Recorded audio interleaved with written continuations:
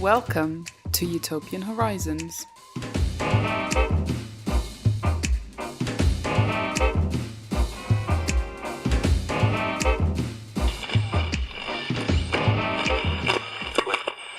Hello and welcome to episode 9 of Utopian Horizons, a podcast about Utopia's real and imaginary. This episode is about the Black Panther Party, a political party that existed in America between 1966 and 1982. Joining me to talk about them will be Joshua Bloom. He is principal author of a book along with Waldo E. Martin called Black Against Empire, The History and Politics of the Black Panther Party. I do have a bit of a cold, by the way, so I don't know if that's affecting my voice in a substantial way. I think it's a bit better now, so hopefully you can't hear that. But I also did have a cold when I did the interview as well, so I don't know if you'll be able to hear it or if it will bother you, but sorry if so. Before we get on to the interview, I want to say thank you very much to Troy and Martin, who've kindly subscribed to support me on Patreon. That's very much appreciated. If anybody else out there feels compelled to help support the podcast financially for a few quid my way to help me keep doing this, you can do that at patreon.com/utopianhorizons. Is there anyone else I should thank? No, I didn't get any more iTunes reviews despite my continued begging, but hey, or maybe you did give me a review and it didn't get through. I know Apple has some weird thing where I don't know how they decide like what's a genuine review and what's not, but more likely I probably just didn't get any reviews. So yeah, if you do enjoy this podcast and you could take a moment to give me a rating or a review, as always, that would be appreciated. One more thing before we get on to the interview for this episode. The next episode I will be doing will be the first of the Philip K. Dick kind of mini-series I'm going to be doing, where I'm working my way through Philip K. Dick's bibliography, starting with Time Out of Joint. It's going to be something of an experiment with me doing solo episodes. So that one, more than any other, if you have got any like comments or questions or thoughts on Time Out of Joint, then it'd be great if you can send them to me, because I'll be recording that one next and I can read them out or address those in the episode. So you can email me utopianhorizonspod@gmail.com or tweet me at utopianhorizons if you've got anything to say on Time Out of Joint.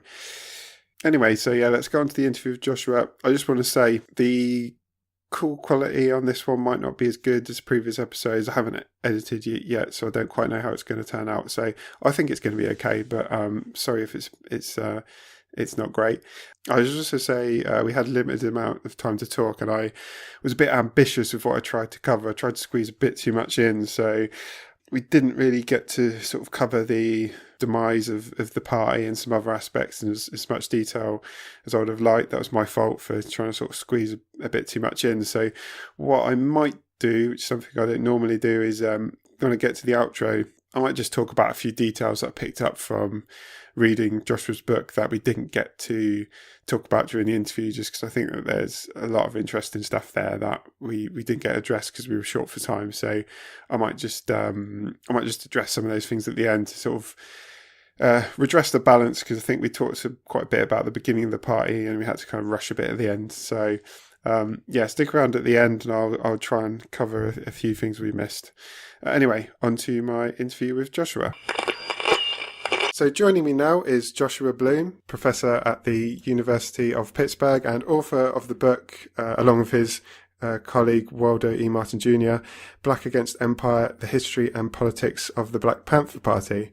And obviously he's come on to talk about the Black Panther Party. So the first thing I wanted to ask you about is the birth of the Black Panther Party. Something you do very well in the book is not make it into a biography of the key figures. You make clear that like the Black Panther Party is bigger than sort of individual people. Nevertheless, there are a few very important people who we'll probably be mentioning a lot. So could you tell us a bit about Huey Newton and Bobby Seale, the founders of the party, and who they were?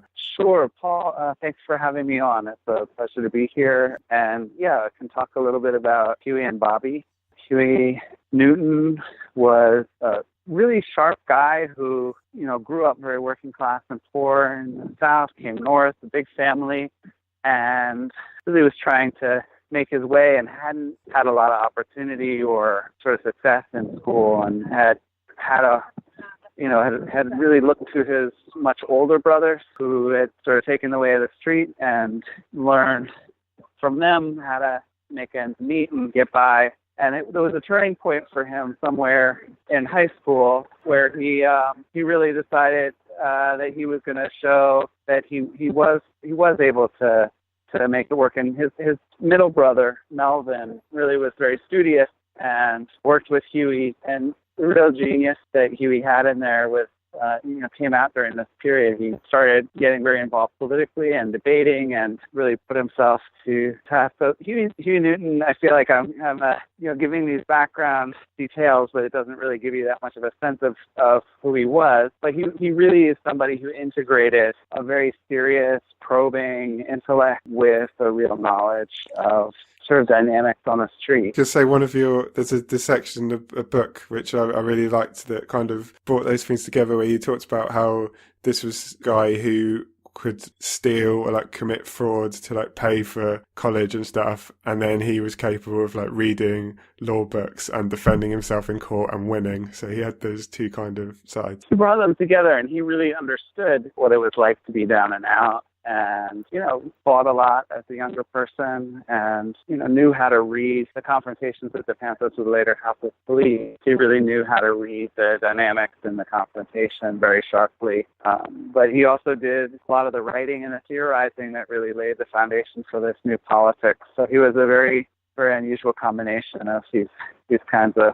strengths. He was not particularly a good speaker, and he was not particularly a good organizer. Mm-hmm. So it's interesting because we think of leaders of these kinds of movements as being like Dr. King or people who are really good at bringing people together and really good orators, and he wasn't either, actually, not especially. People were impressed by him and followed him, but he wasn't somebody who was going to tend to the day-to-day needs of an organization, and really Bobby Steele was really strong in both those ways.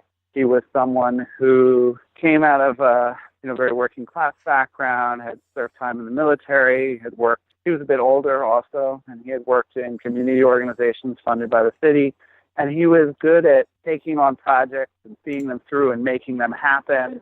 In the early days, he spent a lot of time and energy pulling the party's newspaper together, and was someone who had a lot of attention to detail and making sure all the pieces lined up. And he, knew everyone, and he was, able to communicate with people and got along with a lot of people, and was able to sort of make organization happen. So he had those kind of organizational strengths. And he also was something of a stand-up comedian. So he would, do these performances, doing stand-up comedy, and that ended up translating into being a really good public speaker. And so Bobby Steele ended up doing a lot of the both public speaking and organizational work early in the formation of the Black Panther Party. Okay. So early on it was just as the Black Panther Party was formed, it was kind of birthed as like this self-defense patrols. So can you tell us like what the idea behind that was and what they did? I think we need to really understand the politics of the party. We need to step back and think about the broader historical moment, at least a bit. And, you think about the civil rights movement and the great gains of the civil rights movement, and it grew out of a challenge to Jim Crow and formal caste subordination in the United States. So you had this post-Reconstruction Accord in the United States. After slavery, there was a period of Reconstruction, which moved towards racial equality, and then an accord was struck where the federal government basically said it was going to stay out of local racial politics, and the states of the South reimposed a formal, basically caste subordination, that Black people were treated as less than full citizens, less than human, really. And those inequalities were written right into the law, and they were enforced oftentimes by lynching. So, the civil rights movement is what challenged and ultimately brought an end to Jim Crow as a form of racial organization and a form of explicit formal racism in the United States. And the irony is that the civil rights movement really had its heyday and won succeeded in dismantling Jim Crow in the early 60s. There are all kinds of steps that built up to the heyday of the civil rights movement, but the heyday was very much the early 60s. Mm-hmm. And the civil rights movement succeeded. It succeeded tremendously, and many people think of that as really the most important transformative period in U.S. history. It changed the way that American society was organized, and that was won through a series of mobilizations that were stridently nonviolent and that claimed participation in U.S. citizenship rights. Mm-hmm. So civil rights activists were saying, we want to be treated like everybody else. We want to have our fair share of participation in America. We want to be treated equally under the Constitution. And the actions that were taken by the civil rights activists largely consisted in nonviolent civil disobedience in violation of Jim Crow. Mm-hmm. So they refused to follow segregation and violated the segregation customs and laws, and used those violations as a source of power to effectively undermine and dismantle formal caste subordination in the United States, and they succeeded. So the big irony at the formation of the Panthers and the Black Panther Party is why in that moment when the civil rights movement has been so effective at dismantling Jim Crow and eliminating formal caste subordination in the United States and advancing anti-racism and racial justice, why does the center of gravity for Black freedom struggle change? Why do so many young Black people take up the gun and start talking about revolution? And the Black Panther Party really becomes the center of Black freedom struggle for several years in the late 60s in terms of number of people participating, in terms of influence, in terms of the attention the party received. So why does that happen? And what you find when you start to look into this is that in that moment of the mid-60s, there were many, many people. It was by no means just Huey and Bobby or their friends and people that they knew or were working with in Oakland and the Bay Area. If you looked at any major city in the country with a significant Black population, there were many people who were trying to figure out, how do we bring the movement to our conditions? How do we basically make a civil rights movement that's significant for the cities of the North and the West? One of the points you keep making in the book as well is the tactics of the civil rights movement kind of became ineffective precisely because they'd been successful.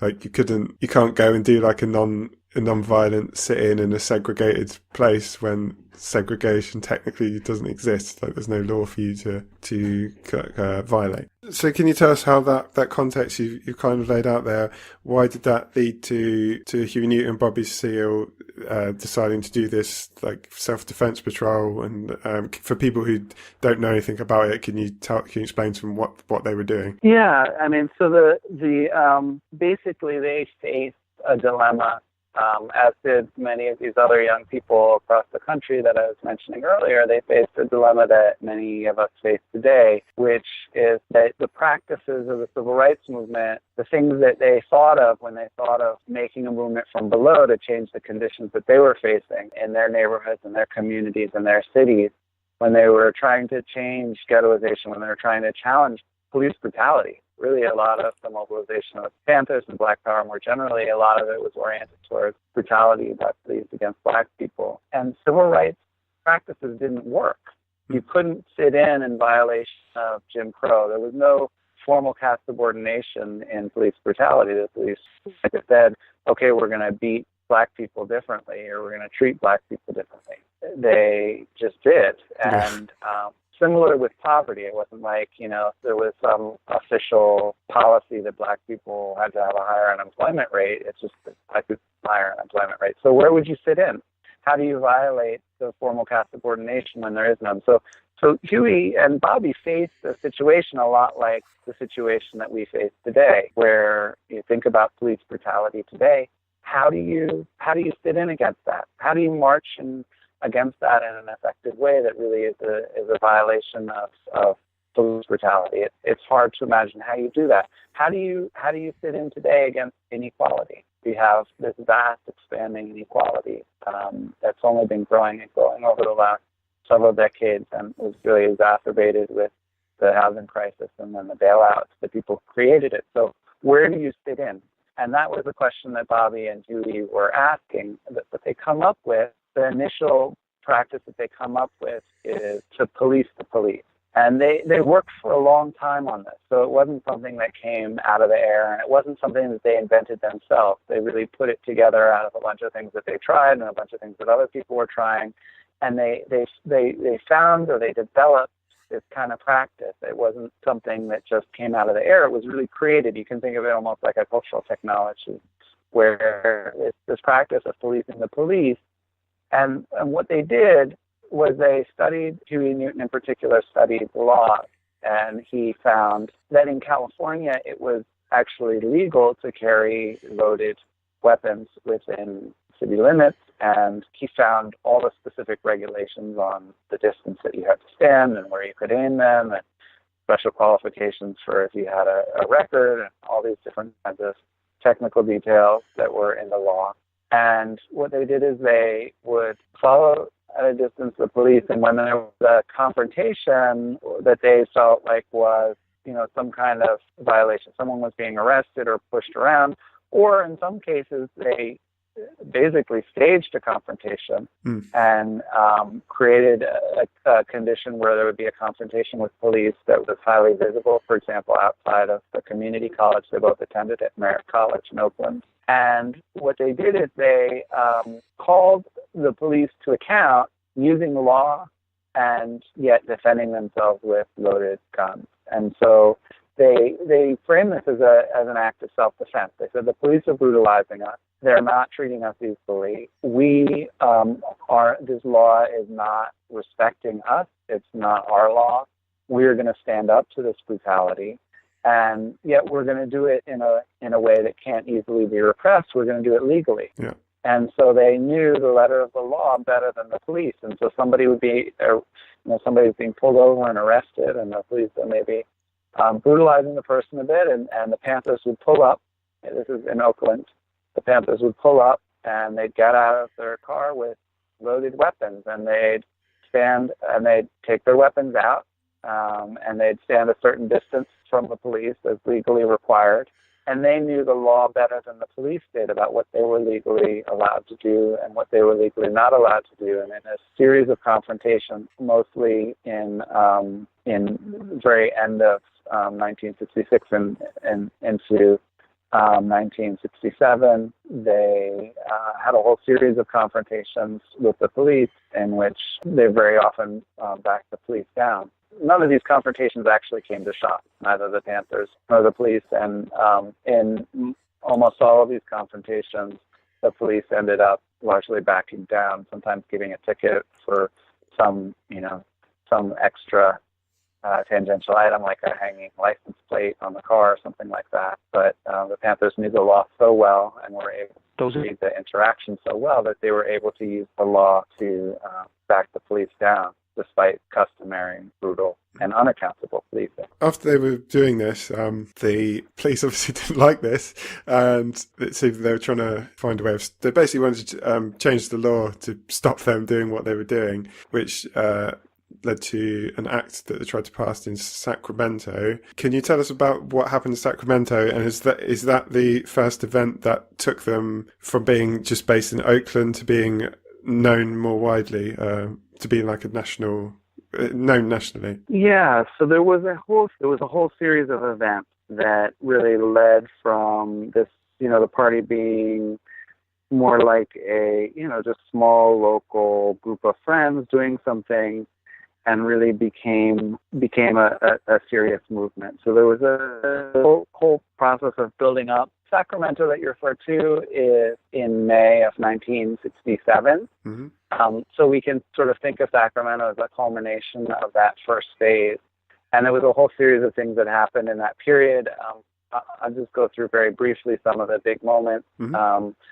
Betty Shabazz came to the Bay Area, and the Panthers went in armed to the airport and escorted her out. And then there was a whole confrontation with police in front of the Ramparts magazine office with Betty Shabazz there. There were a series of these smaller confrontations in Oakland, and then something really changed in Richmond when a young man named Denzel Dow was killed by police. And there was no reason for the family. The family didn't really have a way of addressing the killing. And there was a lot of evidence that made it seem like it had not been warranted. The police claimed that Denzel Dow had been robbing a store and that he ran away and all these things. But he had a limp. He couldn't run too far. There had been a series of confrontations between the specific officer and Denzel Dow. It appeared from the forensic evidence like he had been shot and killed with his hands up. And basically the sheriff, the local sheriff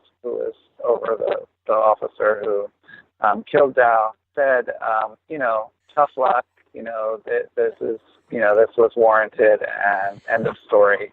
We're not going to have any kind of further investigation. So this is kind of what you were talking about, right? This isn't like a formal thing where formally everyone is equal and the police treat black people the same as they do everyone else. But clearly there's this like informal racism. So it's like there's nowhere for you to go. Like there's no law for you to go up against. So they had nowhere to go to, right? That's exactly right. There's no formal law here that black people are treated any different, and yet this was customary. There had been a whole number of black people killed by the sheriff's department in Richmond. It was a small black unincorporated area of North Richmond, almost all black. It had no political representation, no representation on the sheriff's force, and so these were, in actuality, Jim Crow-like dynamic. There was no accountability.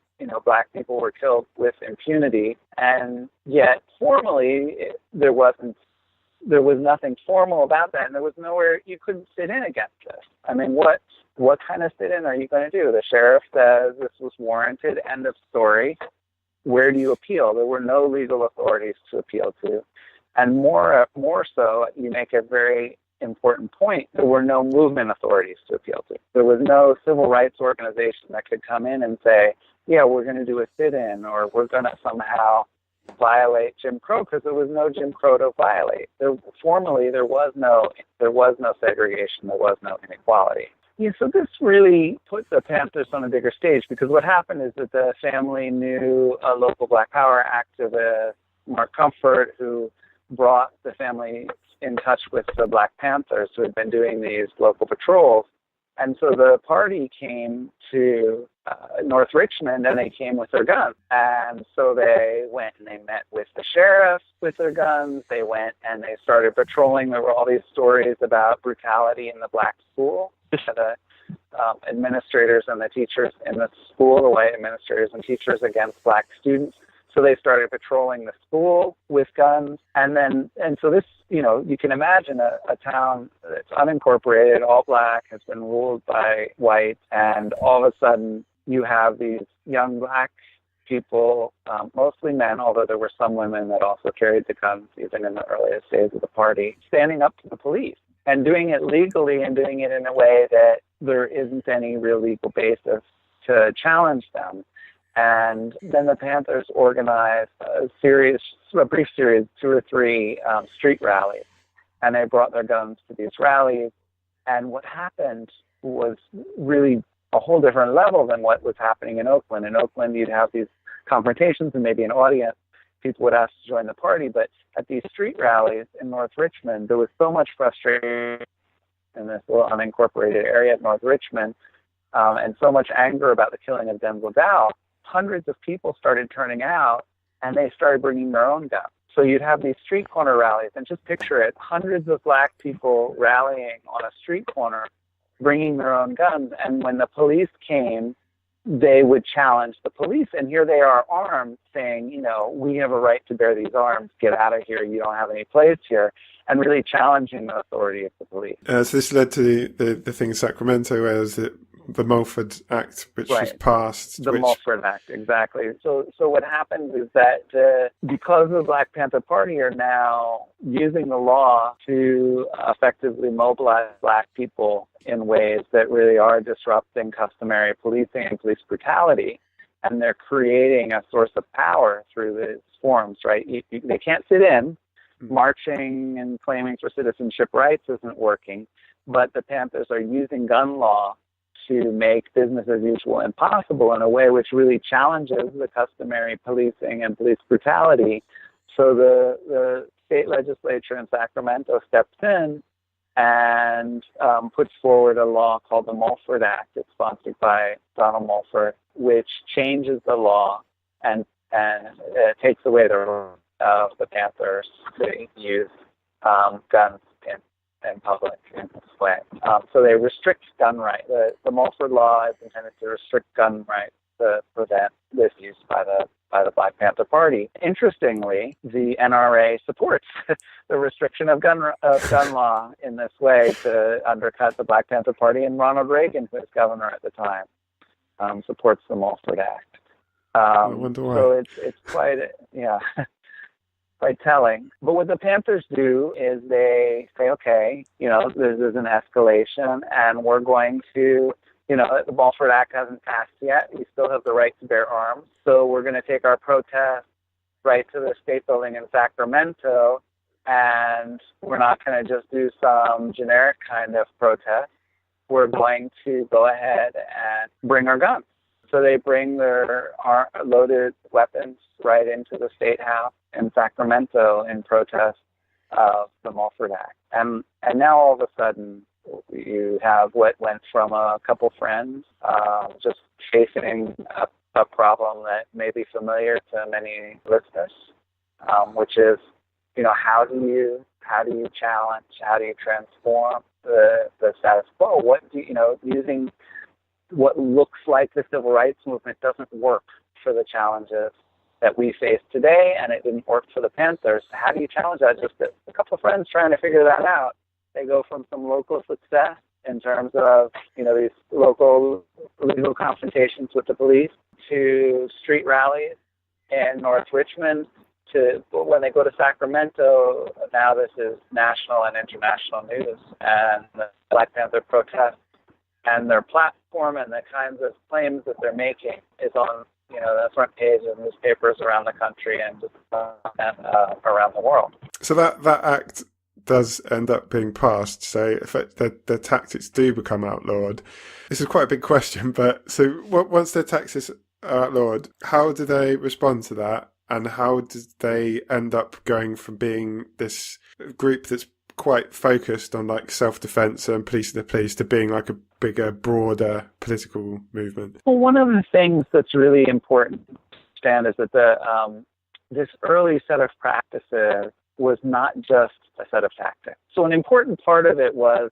targeting the police and recognizing that a lot of the community's anger focused on the police, even though not exclusively. It was a real point of anger.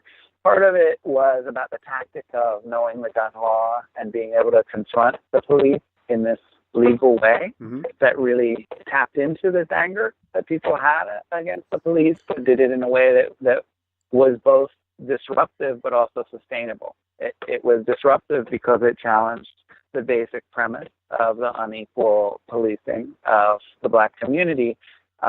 It was sustainable because it was legal. But there was something else to this besides the tactics, which is that there were important claims that the party was making about what they were doing and why they were doing it. And you can't really understand the significance of the police patrols and how that transitioned after the Mulford Act without understanding the claims.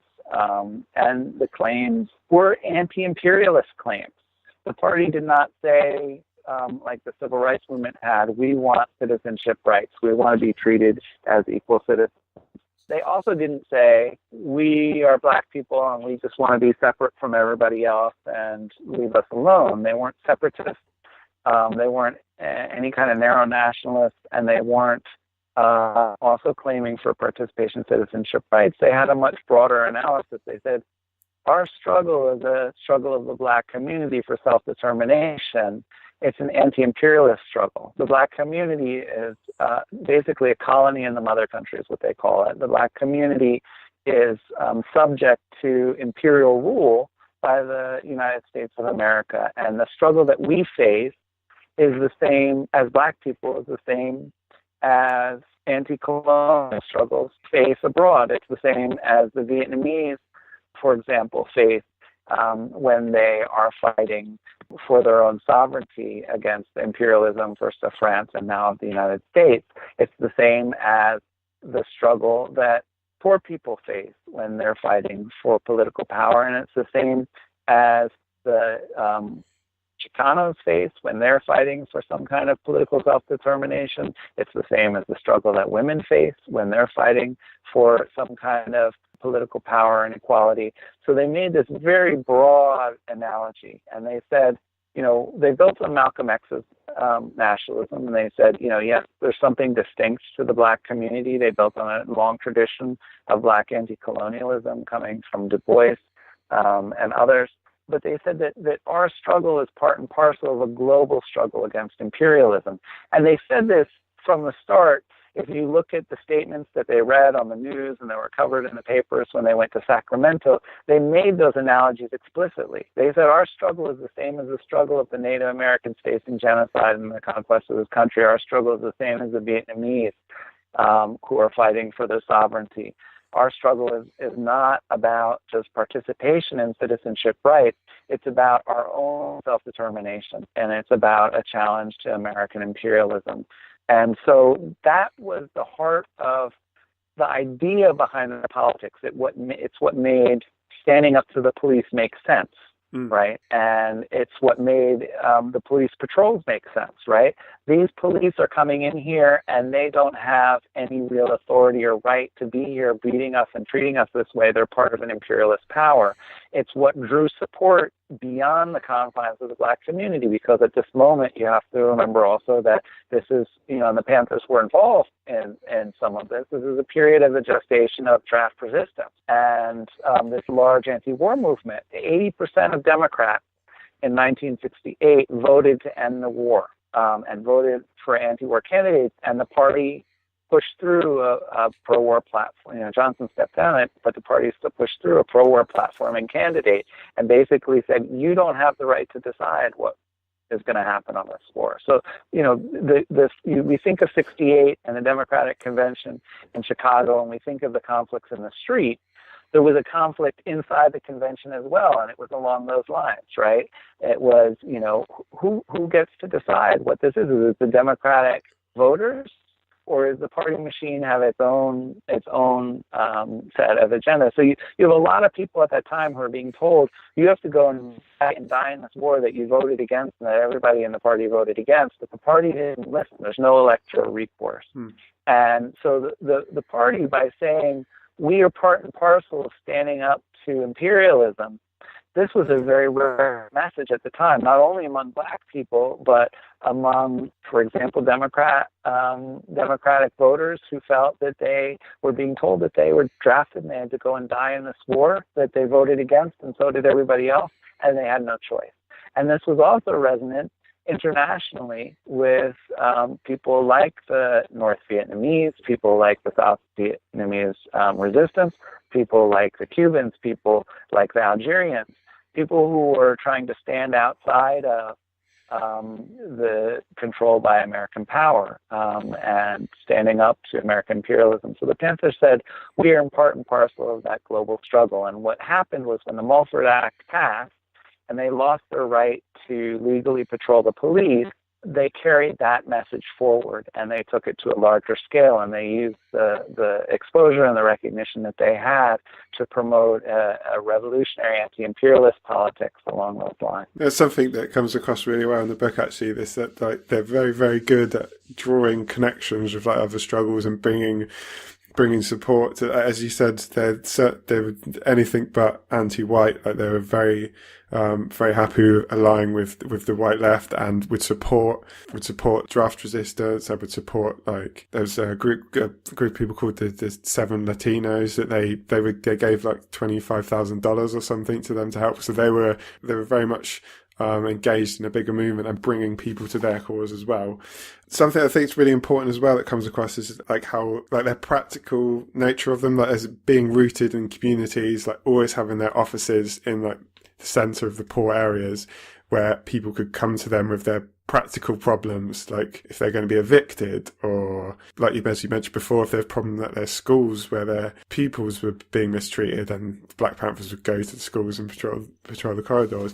Could you tell us a bit about people might get focused on like the gun thing, which is obviously a big part of what they were doing, and they still continued to stand up to the police with guns and had many shootouts with police over the years, but they also had these community programs that they did with like Breakfast for Children being the most famous one, but like free health clinics, free shoe programs, free ambulance service. Like, do you think that was like a really important part of what made them grow and what won them support? Absolutely, you're absolutely correct, and those ideas were central from the start. So when I spoke about Malcolm X a little earlier, the party had a 10-point program and platform that they took a lot of from Malcolm X, and they adapted it a bit, but he had this nationalism coming out of the Nation of Islam and then adapting it himself. And actually, the program that he wrote was when he was part of the Nation of Islam, and he took that program. It was very much the kind of positioning that you're talking about. The idea was that the program called for the Black community to take care of itself, and the party adapted that into their 10-point program and platform, basically as a statement of community needs. You know, what we want, what we believe. It was a statement about education, about health, about housing, about food, about all of these basic social issues. And the idea was that the Black community, because it was not taken care of by the empire, because it was not taken care of by America, the Black community needed to take care of itself, and it was going to fight for those basic needs to be taken care of. And so that statement of those basic needs is central from the early days of the party. And the idea is that the party stands as a organizational vehicle to address and to meet those needs. So it's very much this idea from Malcolm X of the party taking care of the Black community, the party being a vehicle for addressing the needs of the Black community. And so that idea is central from the very start of the party and the formation of the party. And it's connected to this anti-imperialist idea that those needs are not being met by the empire, that they need to be met by the Black Panther Party and the community itself. What happens is that when the Mulford Act is passed, the legal patrols are prohibited, and the party continues to most of those confrontations, not all of them, but the vast majority of the confrontations, the armed confrontations with police that follow that period, are driven by raids. Their police basically raiding party offices, and the Panthers defending their offices. So that you have these armed confrontations that in some ways are very much provoked by the police. The Panthers take the stance that they're going to defend those spaces. That dynamic is crucial. The dynamic of having sort of a disruption of the status quo is crucial, right? So you can't really understand the party as just being about providing services, right? There were lots of groups that were just providing services. The party very much is making business as usual by making customary policing impossible and continuing to do that. But that's not at all the only thing that they do. And after 1960, really it's in 1969 at the end of 68, so we've missed an important phase, but I know we are getting a lot of depth here, so we may not have time to cover everything. Yeah. I mean, I think what happens is that the social programs become really crucial in the politics of the party, in a way that they weren't so much when it was on a smaller scale. When there was just a few friends, they didn't have really the capacity to follow through on those ideas about taking care of the needs of the Black community. But as the party becomes really powerful and influential, and also a target of a lot of repressive action by the state, a key piece becomes, how do we bring in support? How do we bring in legal support? How do we bring in political support? How do we continue to grow community support? And those programs both address the needs directly of the Black community, and they also provide a way for people to participate, both members and also allies, in supporting the community and supporting the party. And so that they really become the main activity of the party in 1969. There's, not that many people running around having confrontations with the police. There's not that many confrontations with police numerically. I mean, they're very high profile. But the main activities of the party are exactly the ones that you're talking about: feeding breakfast to children, giving away free shoes, giving away free food, creating health clinics. These kinds of community activities become the bread and butter activities of the party.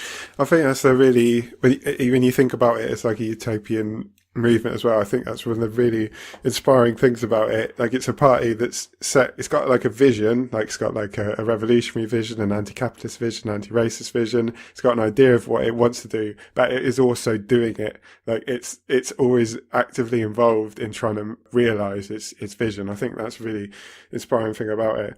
Obviously, there's as we haven't got too much time, so there's only so much we can go through. But suffice to say that the party grows. It's amazing how much it grows in a relatively short time, really, to the point of being like an international organisation in some way. It has an embassy in Algeria. Huey Newton's invited to China. It becomes. J. Edgar Hoover of the FBI famously said that the Black Panther Party, without question, represents the greatest threat to the internal security of the country. So that shows you how seriously the state was taking them as a revolutionary force. I wanted to go on to talk kind of about how the party came to an end, but just briefly before we get on to that, could you just tell us about the position of women in the party? Because it seemed to be a kind of, from reading your book, a contradictory one. It did have a feminist dimension, but also there was seemed to be some problematic elements there as well. Well, nothing's ever neat. So, yeah, it was very complex. And I think, women were part of the party from the beginning. They were among the people to go to Sacramento. Women carried arms from the beginning, some women in the party. And they were the majority of the membership at times as well, right? Well, not in the very beginning. So in the very beginning, there were women, but there was some part of a masculinist project that very much framed these activities of standing up to the police with guns. But women were always part of it. What happened is in this shift to, as the party grew, and the people who really did the work of the party day to day, and especially as the party started taking on this, community aspect and breakfast for children as a central aspect, women really became a significant majority of the party, including in leadership positions, and really became, the bulk of the party. And so this is also at a time when gender relationships, gender dynamics are being contested and questioned on many different fronts nationally. And so the party really goes through, some pretty intense discussion and exploration of how to address and think about gender issues within the party and the broader society. And the formal positions that the party and the party leadership take are all very, very progressive. The party is the first significant Black political organization, not just on gender, but to endorse gay rights. The party, takes a very explicit pro-feminist position. As I mentioned, there are a number of women in leadership roles. So sort of on paper, the party is far ahead of mainstream institutions in terms of its address of gender equality and gender relations, both in terms of its formal positions. I think the reality on the ground is complicated, and misogyny is widespread, and it was widespread in the society then. It is widespread in society today, and when you have grassroots organization, intensely conflictual situation, a lot of those gender dynamics don't go away, and a lot of them become pretty intense. And there's all kinds of sexual abuse and power struggles and power imposition that don't just dissolve gender inequality and misogyny. So you see some of those dynamics. There were some chapters, for example, I've heard of that women would cook and the men would eat first. Now, when those things were exposed to the national leadership, there's stories about those kinds of practices being, outlawed and disbanded and confronted, but it didn't mean that they didn't go on. And so there's and it makes it especially complicated that so much of the early politics were organized around that sort of masculine project of standing up to the police with guns. Cool. Well, we've only got a couple of minutes left, really, so I don't think we've got time to go through the kind of close of the party. So just to say, unsurprisingly, they were repressed fairly brutally, both in very visible ways in terms of shootouts and bombings, which the police may or may not have been involved with, as well as through deliberately causing enhancing rifts between various people. There are shootings in which police probably were involved in trying to cause rifts in the movement. Also, I think as you point out in the book, part of the reason they came to an end is because they had a lot of success in many ways, but perhaps we've got time to touch on that. Perhaps very briefly, if you could just tell us if you think there's anything that movements today, anti-racist movements like Black Lives Matter, could learn from the Black Panther Party. Yeah, so those are great questions. So two last points. One is, you're absolutely right. The party faced intense repression.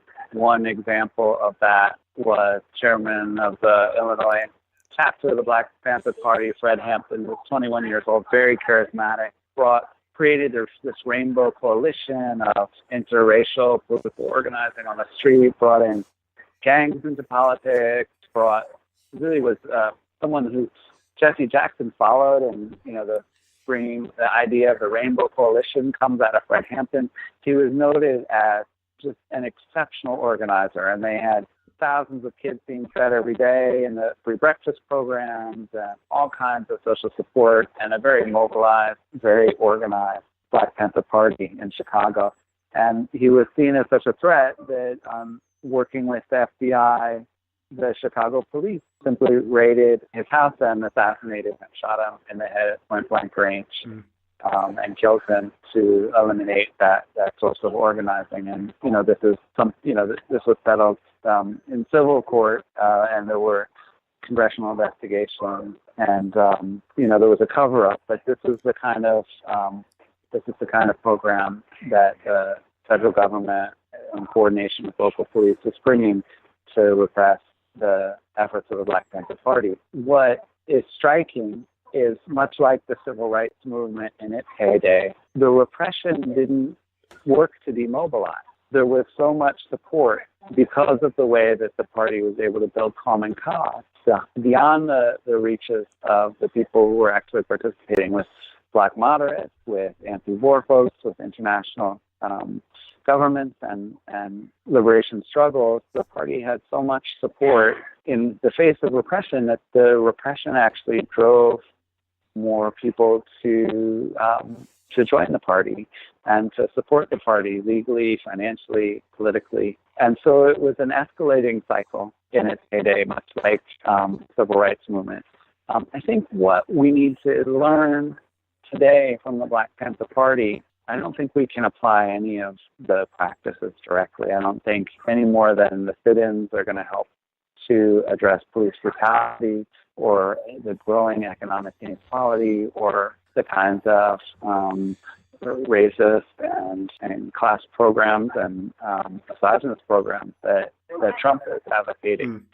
in the U.S., although I know you have a different set there. I think that, the conditions that we face today are very different. And so not only can we not fit in against Jim Crow, we also can't effectively Panthers today to transform the conditions that we face. What I think we can learn from most is the kind of question that they ask. And, seldom is democracy really given and supported in a consistent way from above. Even democratic institutions over time come to serve the people who have power within those organizations. Michelle said this long ago, and history has proven it over and over again. The powerful get more powerful because they use their power to change the rules, even in formal democracy. And formal democracy doesn't actually deliver democracy. The reason that we have things like the weekend, the reason that we have some semblance of racial equality, the reason that we have some semblance of a breaking of a glass ceiling for women, the reason that we have some semblance of LGBTQ rights, the reason that we have some sense of democracy is not because it was given from above, but because people fought for it and won it from below. And the question that the Panthers asked so well is, given that the old forms of fighting for democracy don't work today, how do we find the forms that do? And they set out very intentionally to develop those practices, to find those ways of disrupting business as usual and making business as usual impossible in the service of democracy and as a source of power for democracy. And they found ways of doing it which worked because they were hard to repress, because they did, in the context that they faced, draw broad support, and that made them hard to repress. And so those are the kinds of questions that we need to ask.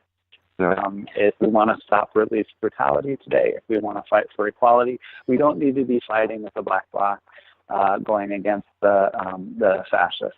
The local. And I know your dynamics are a bit different, but here we have these little groups of racists, fascists who are, trying to assert, again, an explicit white supremacy, and fighting with them is only going to make them stronger. What we need the black bloc for is to defend us against the actual police, and we need to be finding ways of making business as usual impossible for the people who really have.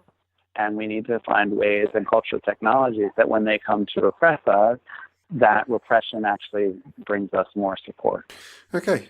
Well, thanks. There's loads of stuff I wish we could have touched on, but it's a very big subject. So if people want to know more, I'd recommend they have a look at your book, Black Against Empire, which is a really, really fantastic book. So, thank you very much for your time, Josh. Thank you. So that's the end of my conversation with Josh. I hope you've enjoyed it.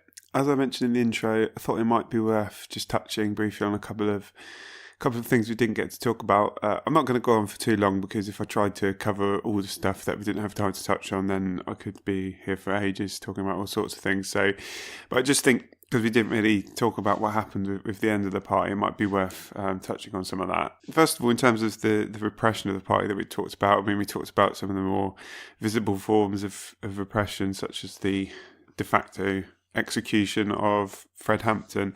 I thought it might be worth just in terms of understanding the state response to the Panthers. This is a quote from J. Edgar Hoover, which is from the book sent to a FBI special agent. He says, "One of our primary aims in counterintelligence as it concerns the Black Panther Party is to keep this group isolated from the moderate black and white community which may support it. This is most emphatically pointed out in their Breakfast for Children program, where they are actively soliciting and receiving support from uninformed whites and moderate blacks. You state that the Bureau under the counterintelligence program should not attack programs of community interest such as the Black Panther Party Breakfast for Children. You state this is because prominent humanitarians, both black and white, are interested in the program, as well as churches which are actively supporting it. You've obviously missed the point." So that kind of tells you how the motives of the state and what they're prepared to press. Even feeding children is seen as a kind of insidious activity by them, and indeed they would raid Breakfast for Children programs while children were eating. So, as well as the shootouts and suspected bombings that the police were involved in of Black Panther headquarters, that's the kind of thing they were doing. But they were obviously also doing stuff like infiltrating the party, as part of the assassination of Fred Hampton. his bodyguard was actually working for the FBI, so he drew a plan of the flat which the police had before they went in and killed Fred Hampton. There were also, I think there are documents that detail the FBI approach, and they were actively working to create suspicion between prominent leaders, enhance any disagreements. So there was another Black Power group written as like US, but said as us, and they sent a letter from us that they said was from the Black Panther Party, saying, we know about this contract killing that you've got planned, and we're gonna kill your guys in retaliation, basically. And they would do the same thing to the Black Panthers, and in many of these cases, the Black Panthers and other groups kind of saw what was happening and knew that this was coming from the police. But there were shootouts that happened. There was the US members who shot Black Panthers, and there are hints and suggestions that the state may have been involved in this, and certainly were involved in causing and pushing this rift, that may have actively actually been involved in the shooting in some ways. So yeah, they were basically pursuing a policy of disinformation. They were trying to encourage violence as much as possible to separate more moderate support from the Black Panther Party. In terms of what led to the party's demise, I certainly don't think that would have helped, but I think it's important to point out that in some cases it was partly because of the Black Panther success. So just as we talked about the civil rights movement's tactics becoming ineffective because they were successful, the Black Panthers were very successful in terms of organising protests to try and get Black studies programs introduced in universities, and that happened in a lot of places. There was greater enrolment of Black students. There were affirmative action programs. Black people had greater access to public office and so on. So these successes tended to undercut support for the revolutionary kind of program that they had, particularly from more moderate allies, more moderate Black groups, white people.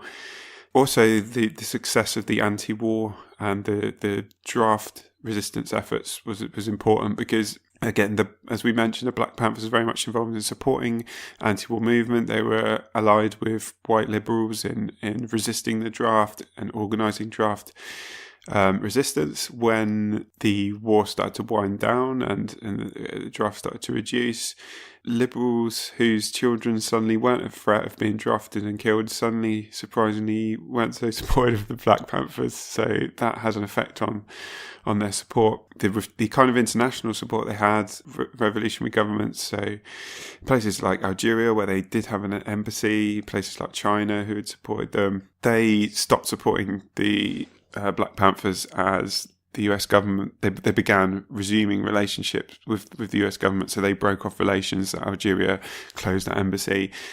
There were also problems with factional infighting towards the end, particularly, I think, between Huey Newton, who, so we did mention he spent a rather significant amount of time in prison. After shooting a police officer, which he says was in self-defense.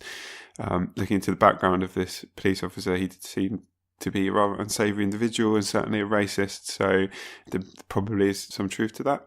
And the Free Huey Newton campaign is something that we'd talk about, but I'm not going to go into that. But that was a big source of support for them.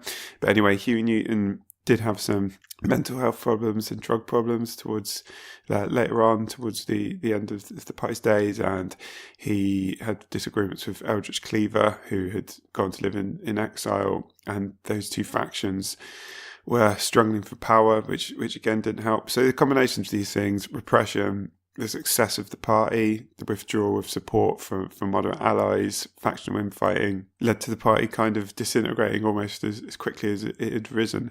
And I think though it went on until 1982, it was effectively over sometime before that. So yeah, that's just to give a bit more detail of stuff that I've gleaned from reading the book, Black Against Empire. Again, there are many other things we didn't get to talk about, and loads more interesting details. So if you're interested in that, then yeah, I'd recommend having a look at that book. As always, if you've enjoyed the podcast, don't forget to subscribe. And I will say one more time that if you could take a moment to give me a rating review on iTunes, that would be a big help in terms of getting the podcast out there and helping it to grow. Sorry about my cold if that's affected my voice too much. So the next episode will be on Time Out of Joint. And as I said, if you've got any comments or questions or on that book, then feel free to send them to me and I'll try and address them when I record it. So until then, thanks for listening.